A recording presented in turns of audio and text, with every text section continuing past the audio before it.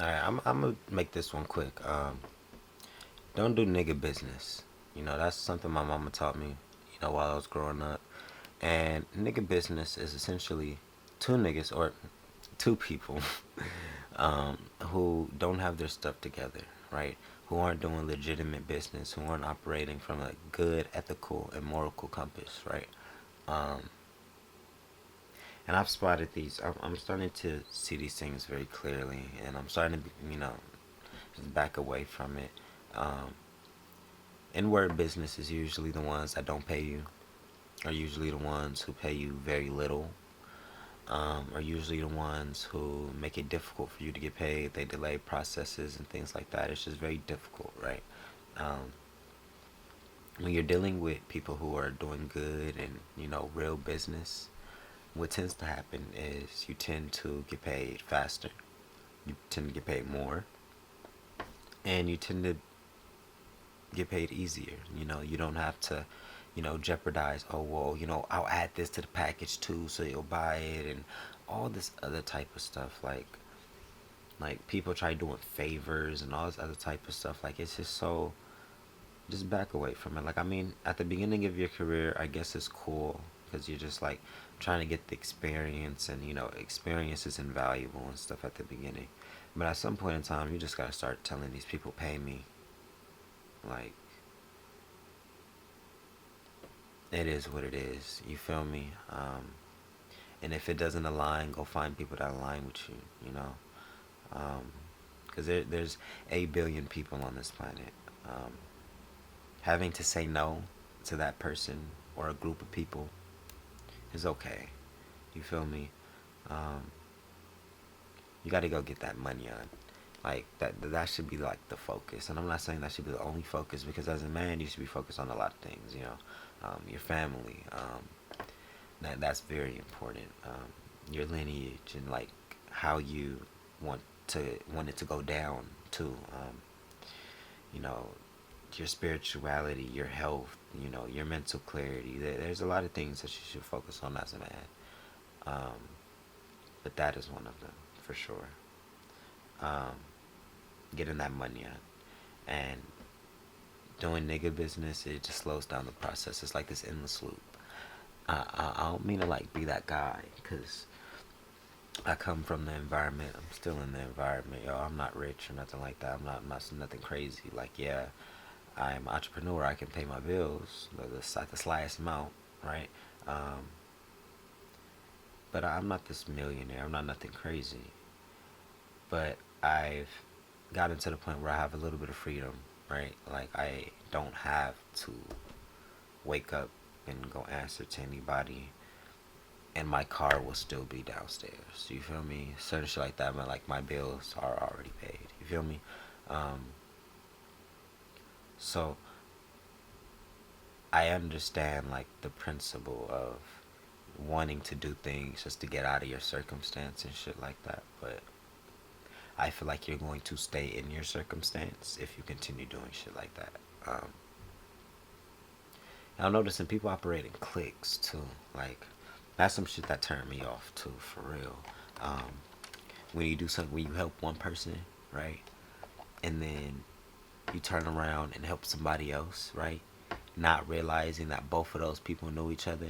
So now you're thinking in the back of your head, like, are y'all running game on me right now? Like, oh, y'all got me fucked up. Like, it's just certain things like that. You feel me? Where it's just like it's just bad juju, just bad energy. And it's best to step away. Go where you're respected. Um, Always go where you're respected. Always, always, always go where you're respected.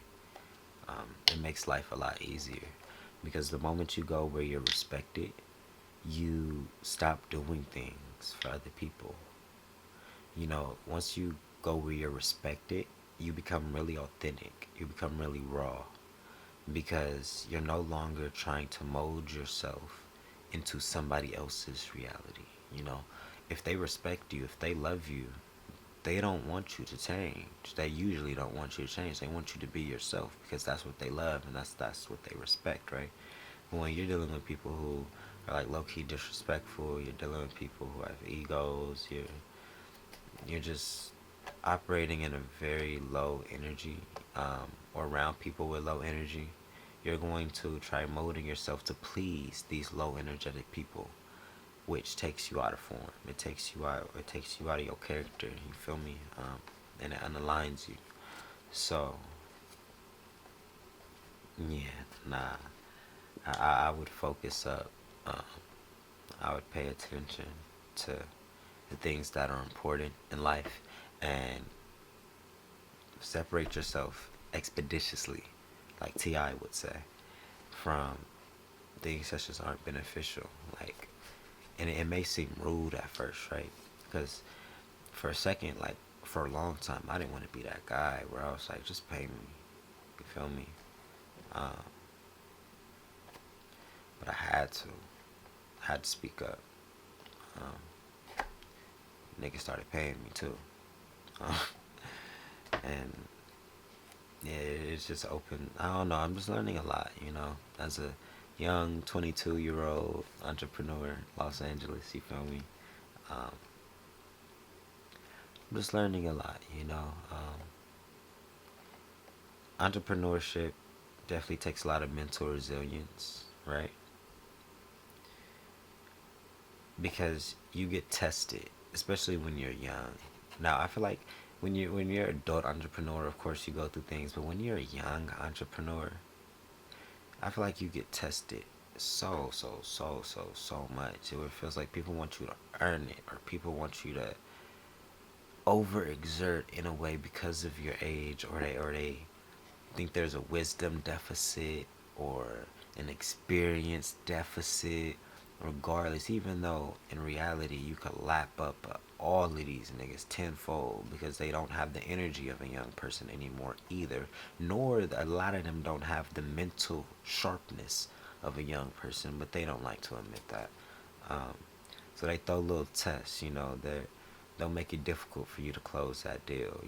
That they'll purposely go into it with a little, will guard up a little bit, just to see how good of a salesman you can be. Like, let's just see what you can do. Like, it's like they just try testing you, and it's like, bro, all of this shit is unnecessary, and this is an example of nigga business.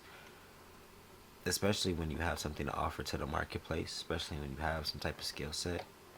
My nigga, pay me, because when I take this same thing to somewhere else, I don't have to go through these same hoops, right? Um,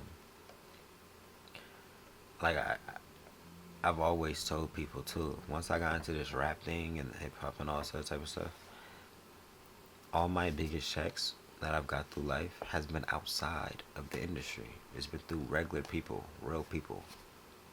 Crazy, huh? Um, because there's a lot of nigga business in the music, at least in hip hop and rap, because it's nothing but black people. But yeah, man. It's just a lot, you know. But you learn it. But you learn, and you go through it with grace. You start prioritizing.